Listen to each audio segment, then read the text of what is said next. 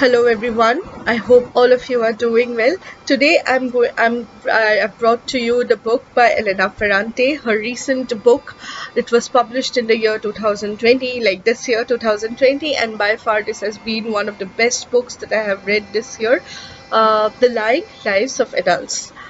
Giovanna is a young girl living with her parents who come from humble backgrounds, who have accomplished a lot in the intellectual ground, and her father, who is also her role model, is involved in a lot of intellectual work, and all she has known in her life or throughout her life is this disciplined intellectual society group of people who are very well knowledgeable, well to do, they know how to behave well, they know how to speak well.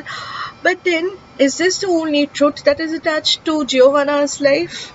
We will know in this book as we uncover, as we unveil the lying lives of adults, the lying lives of her parents, and she discovers it with her bad marks that she had scored in her school for the first time, and her parents have been summoned, and to which she secretly discovers her father talking about comparing herself with Aunt Victoria, and she doesn't know who is Aunt Victoria because she has never met Aunt Victoria, but she knows that Victoria is someone who is related to her and someone whom her father has compared her with.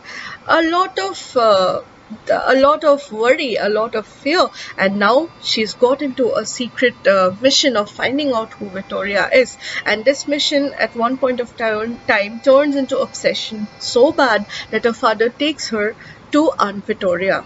The moment she meets Aunt Victoria, the moment she enters the area where Aunt Victoria lives, she comes to terms with a different set of realities she hadn't known exist, and she hadn't known is attached to her.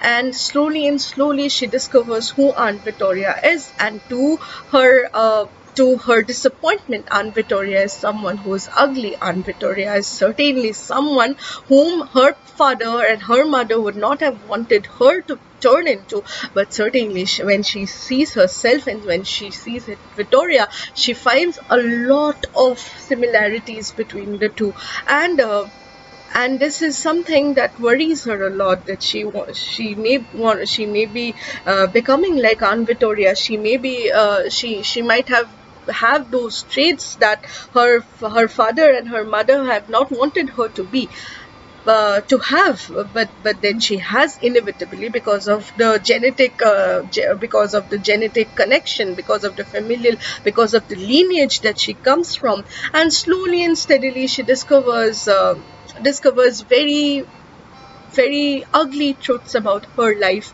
and about her parents' life. How? With a bracelet. A bracelet that has been a very important motif in the entire novel. A bracelet that circulates around from one place to another, from one person to another, and finally when she discovers the truth that to whom this bracelet actually belongs, it solves a lot of mysteries. It solves a lot of complex questions that has been there in her mind. But for you to discover that truth, you have to read the novel to the end of it, because it is explained there. But then it's not just about the bracelet. She slowly ends up discovering the lying life that her father and her mother have been living with Giovanna, with her, and to her disappointment, she discovers that this truth is something. The truths that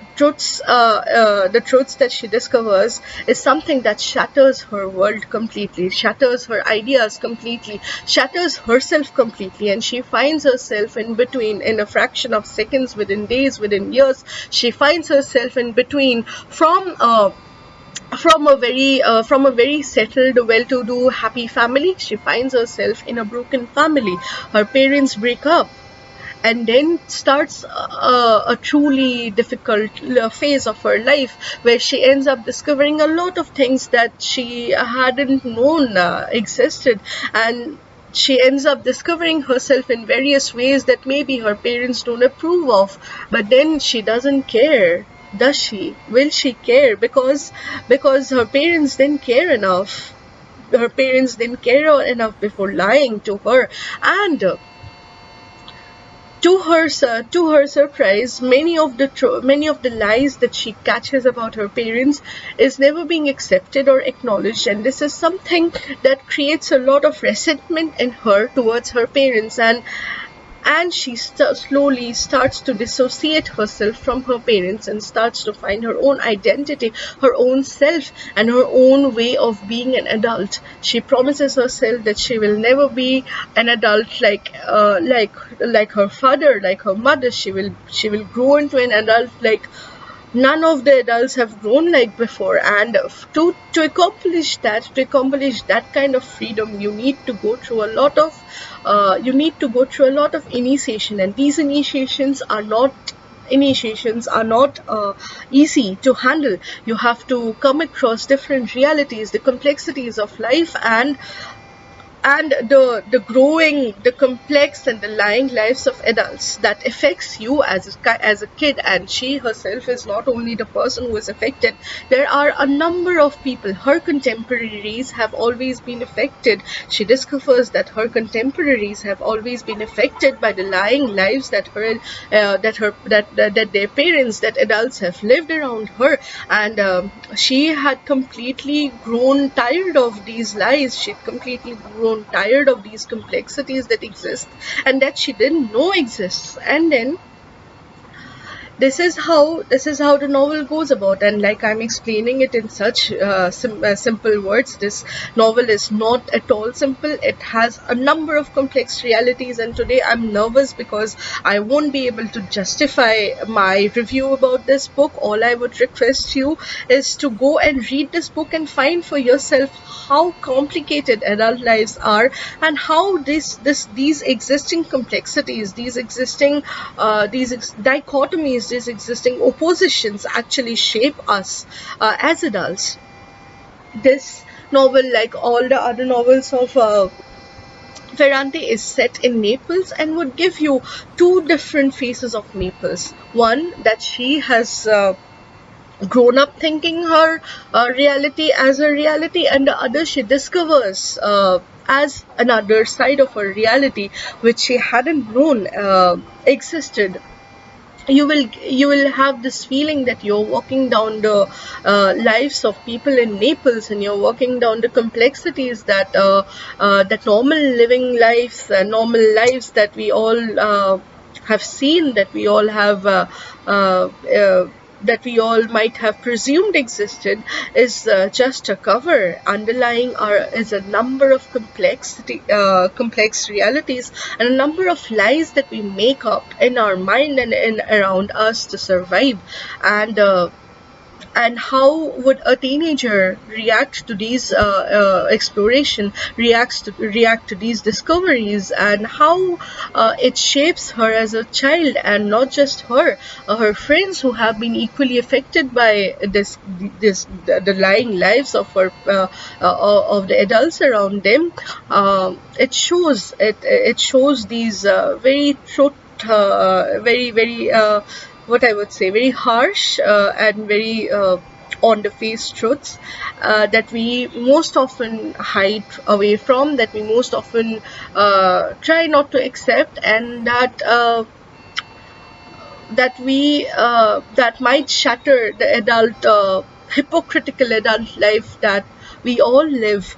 This novel would touch you in different ways, and you would have different ways of interpreting it. I cannot interpret it for you within 10 minutes because this is a very complex novel, I would say, but then you would not regret it. This novel would stay with you for your life, and you would be thankful that you've read Elena Ferrante. I would request all of you to go and read this book and get into some complex, ask yourself these complex questions. Maybe you might be able to relate yourself with this book. Maybe you might not, but at least you would discover the complexities of adult lives, and how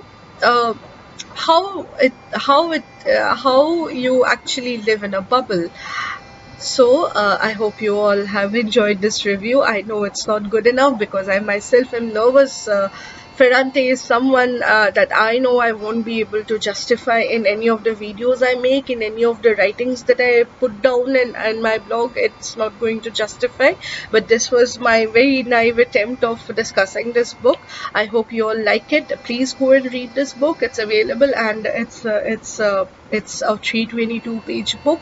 It will keep you keep you stuck to the book. It would you will stick to the book until it ends, and that's the beauty of it. And very few books have been able to do this, especially to me.